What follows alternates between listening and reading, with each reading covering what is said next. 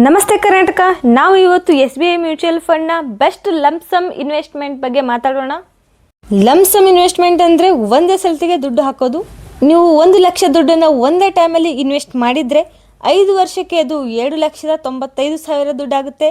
10 ವರ್ಷಕ್ಕೆ ಅದು 8,73,000 ಆಗುತ್ತೆ. 15 ವರ್ಷಕ್ಕೆ ಅದು 25,81,000. 20 ವರ್ಷಕ್ಕೆ ಅದು 76,28,000. ಇಷ್ಟೊಂದು ದೊಡ್ಡ ಅಮೌಂಟು ನಿಮಗೆ ಸಿಗುತ್ತೆ.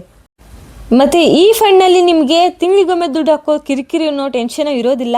ಒಂದು ಟೈಮಿಗೆ ದುಡ್ಡು ಹಾಕಿಬಿಟ್ರೆ ಸಾಕು, ತಾನಾಗೆ ಕಂಪೌಂಡ್ ಪವರಿಂದ ದುಡ್ಡು ಗ್ರೋತ್ ಆಗ್ತಾ ಹೋಗುತ್ತೆ. ನಾವು ಇವತ್ತು SBI ಮ್ಯೂಚುವಲ್ ಫಂಡ್ನ ಯಾವ ಫಂಡ್ ಇದು, ಎಷ್ಟು ರಿಟರ್ನ್ ಸಿಗುತ್ತೆ, ಇನ್ವೆಸ್ಟ್ಮೆಂಟ್ ಹೇಗೆ ಮಾಡೋದು, ರಿಸ್ಕ್ ಏನಾಗಿರುತ್ತೆ, ಎಕ್ಸ್ಪೆನ್ಸ್ ರೇಷೋ ಎಷ್ಟು, ಎಕ್ಸಿಸ್ಟ್ ಲೋಡ್ ಏನಾಗಿರುತ್ತೆ, ಎಲ್ಲವನ್ನು ಮಾಹಿತಿನ ತಿಳ್ಕೊಳ್ಳೋಣ.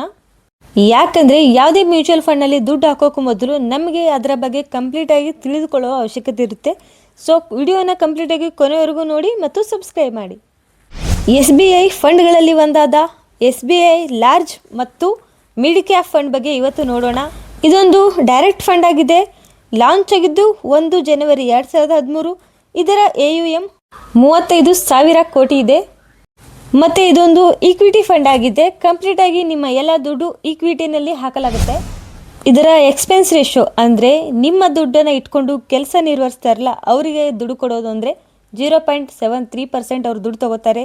ಎಕ್ಸಿಟ್ ಲೋಡ್ ಅಂದರೆ ದುಡ್ಡು ಹೊರ ತೆಗೆದಲ್ಲಿ ನೀವು ಕೊಡಬೇಕಾದ ದುಡ್ಡು ಎಷ್ಟು ಅಂತ ಅಂದರೆ, ನೀವು 30 ದಿನಗಳ ಮೊದಲೇ ದುಡ್ಡನ್ನು ತೆಗೆಯೋಕ್ಕೆ ಹೋದರೆ 0.10% ನೀವು ಟ್ಯಾಕ್ಸ್ ಕಟ್ಟಬೇಕಾಗುತ್ತೆ. ಅದು ಕೂಡ 30 ದಿನಗಳ ಮೊದಲೇ ನೀವು ದುಡ್ಡು ತೆಗೆದುಕೊಳ್ಳೋಕ್ಕೆ ಹೋದರೆ ಮಾತ್ರ.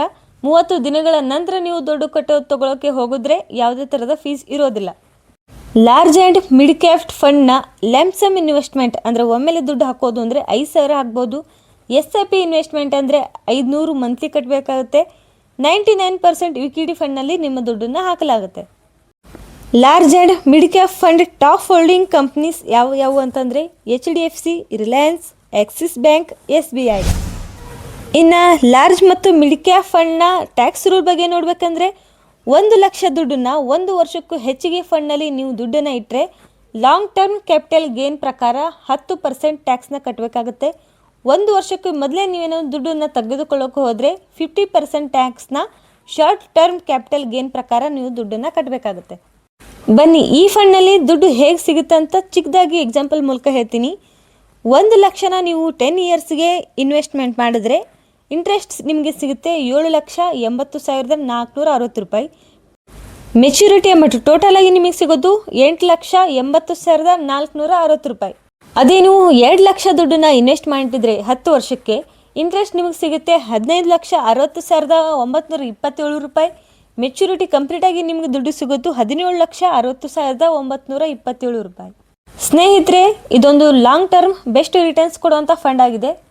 ಇನ್ನೊಂದು ಮಾತು ಹೇಳಬೇಕಂದ್ರೆ, ಇದು ಇನ್ಫಾರ್ಮೇಷನ್ಗಾಗಿ ಮಾಡಿರೋ ವಿಡಿಯೋ. ನೀವೇನಾದರೂ ಮ್ಯೂಚುವಲ್ ಫಂಡ್ನಲ್ಲಿ ಈ ದುಡ್ಡು ಹಾಕಬೇಕು ಅಂತಂದರೆ ನೆನಪಿರಲಿ, ಮಾರ್ಕೆಟ್ ರಿಸ್ಕ್ ಇರುತ್ತೆ. ಸೊ ನೀವು ನಿಮ್ಮ ಅಡ್ವೈಸರ್ ಹತ್ರ ವಿಚಾರಿಸಿ ನಿಮಗೆ ಬೇಕಾಗಿರೋ ಥರ ಇದರಲ್ಲಿ ದುಡ್ಡನ್ನು ಹಾಕ್ಬೋದು. ಮತ್ತು ಇನ್ನೊಂದು ವಿಡಿಯೋ ಮೂಲಕ ಸಿಗೋಣ. ಸಬ್ಸ್ಕ್ರೈಬ್ ಮಾಡಿ. ನಮಸ್ತೆ.